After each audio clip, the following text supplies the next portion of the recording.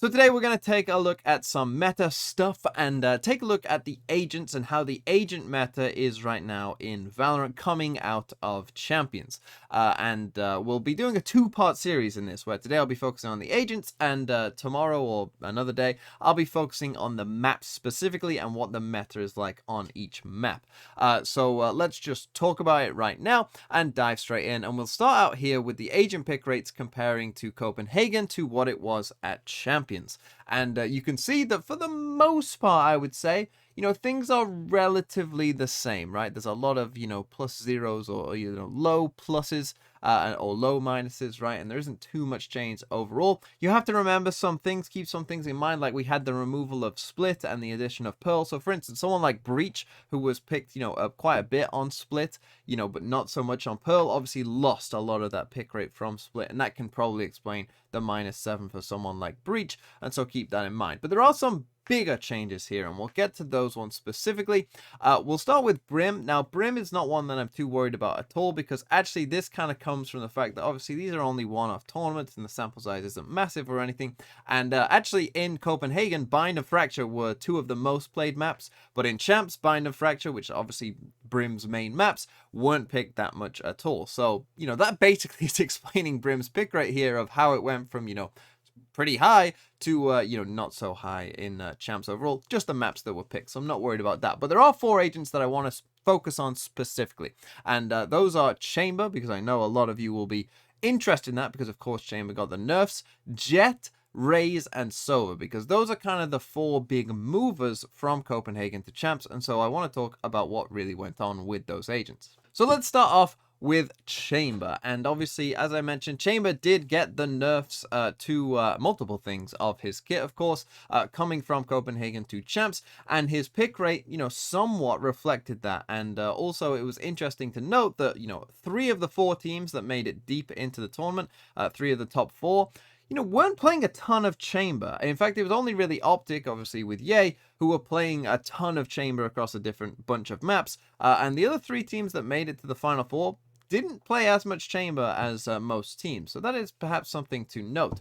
But here are his pick rates across each map from Copenhagen to Champs, and you can see that, for the most part, most of them are pretty similar. Obviously, we've had the change from Split to Pearl here at the bottom as well, but the big 2 movers are Ascent and Bind, as you can see, where he's gone from 68 to 35% and 54 to 35% on both of those maps. And so that, I think, is an interesting meta shift, where on those 2 maps, it's clear that teams are thinking about different options, are thinking about going in different directions. On Ascent, we saw a lot of moves to Killjoy instead of Chamber, and maybe introducing a Jett instead. And on Bind, we've seen a lot of Fade instead of Chamber as well. A lot of teams picking that Fade for that map and going with more of a double initiator kind of setup rather than have a Chamber. Although we did see quite a bit of success, I will say, from teams like Optic and Fnatic, who both were actually going for the Chamber on that map. When it comes to Raze, there is obviously one big outlier here, and that is the Pearl versus Split. Obviously, Raze was not seen nearly as much on Pearl as she was on Split, of course, where she was pretty much an ever-present. And so that, of course, had a big impact on Raze's overall pick rate, and obviously isn't too much to do with the agent. But there was some other things going on as well. Most notably Fracture, where you can see that the pick rate dived from 65% to 30%. And I think that would be a surprise to quite a few people. But it seems like Fracture has really moved in a way where it has become kind of, a primary Neon map. And again, we saw some teams like Fnatic move from Raze comps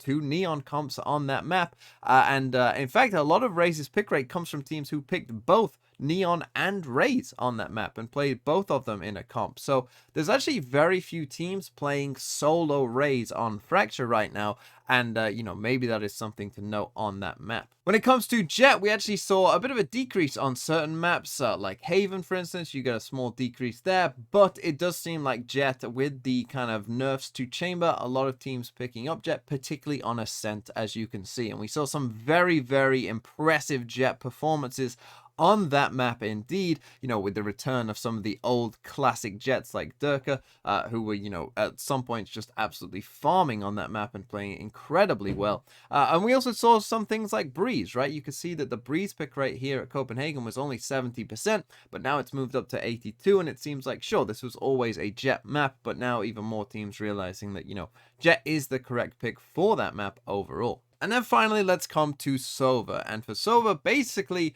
he's got a very clear path as to where he is in the meta right now. There's basically 3 maps where people pick Sova, and then on the other 4, not so much, as you can see. But on those 3 maps, we've seen an increase on all of those from Copenhagen to Champs. And I think this is mostly to do with actually Fade and people's perception of Fade. I think during Copenhagen, we were kind of still in that point with Fade where it was like, is she completely busted, or is she just really, really strong?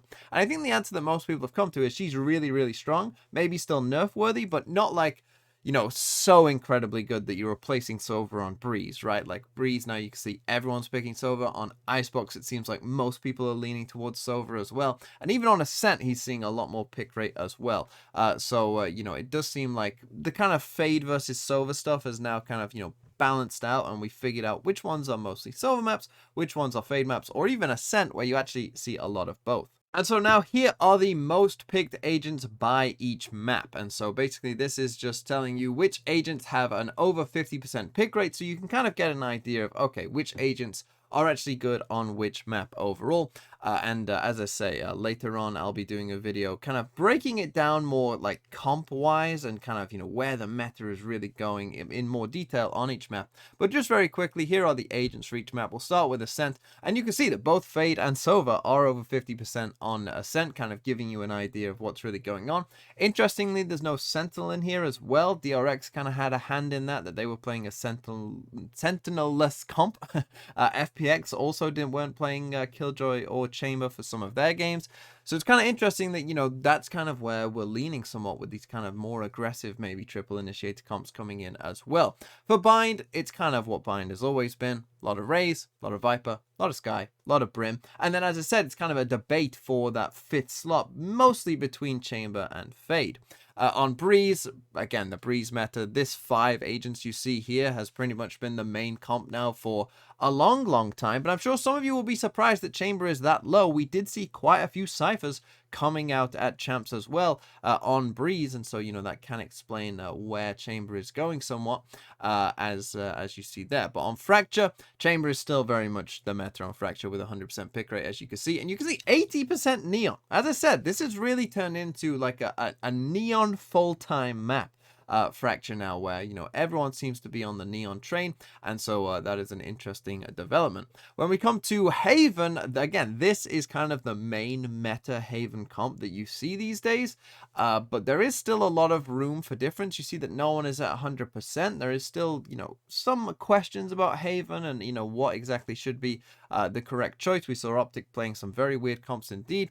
Icebox is Icebox, you know, it's still those 3 agents at the top, very much there, but then Sova. But then you can see again there's a debate for that 5th slot potentially, and maybe some Fade in there replacing Sova as well. And then Pearl, one that I'm sure you're very interested in, is still very much all over the place, where you have, sure, these 3 agents of Chamber, Astra, and Fade seeing a lot of pick rate, but then quite a bit of debate as to what those final 2 slots should be. And then, of course, because it's my channel, we have to finish with some non-mirror win rates. Now, if you're not sure what that is, basically it's when one team picks an agent and the other team does not pick that agent. How often do they win? And this is the non-mirror win rates for all of the Champs games. And this actually, to me, was very interesting to see, because it kind of, for the most part, follows what I saw when I did the big one for the whole of the Masters 2 qualifying for Copenhagen. It actually follows a similar path overall, where, you know, I haven't color-coded the ones who have less than 10 games, but things like Astra having a lower pick rate, because anytime Astra is picked on Bind particularly, they lose, right? It just always happens. That's why Brim has such a high win rate here overall, and did in my other stats as well. It's because anytime anyone doesn't pick Brim on Bind, they tend to do really bad. Fracture is a bit more up and down for Omen, and we've seen some teams like FPX have success for Omen, but yeah, Astra, she's doing fine versus Omen. It's just when Astra has to play Brim on Bind, it doesn't go well. Viper is still doing fine. Chamber, again, it's the exact same thing, around 50%. That's where he's always been. Anytime I've done this, even with the super old overpowered Chamber, it was still just over 50%, even when I was doing the stats there for Chamber. So, you know, it just seems like that is always the case, and maybe even if he gets further nerfs, it'll still be the same. Who knows? But yeah, Chamber still hovering around 50% as ever. But then we get some interesting things like Raze, right? Raze and Fade, and probably KO as well, will probably be seen as like very meta agents, and, you know, agents that are kind of at the top. And you can see, kind of unlike Chamber, who again is hovering around 50%, those agents are, you know, finding their footing. I mean, particularly Raze, as you can see, winning a lot of games. And so it seems like, yeah, that's where the meta kind of is overall. And you can see the teams that pick the Raze, Fade, KO a bit more, you know, are winning more games overall. Phoenix actually got onto this list, shockingly, I know, but he actually won half of his games. Hey, good for Phoenix, higher than Neon and Jett, so not too bad overall. And then you've got Breach and Sova and Sky. Sky struggling a bit more. This is for non-bind picks. Sky on bind is still doing very well, and that's actually where most of Sky's wins comes from. But it seems like if you're picking Sky on some of the other maps, maybe it's not going as well for you, particularly Pearl, as we saw a couple teams experiment with that, and it didn't go too well. And so that is the agent meta. As I said, I will be coming back with kind of a more detailed, comprehensive look at some of the maps and how the maps meta is shaking out after champs as well, and what we might expect to see going forward. But until then, thank you for watching and have a really nice day.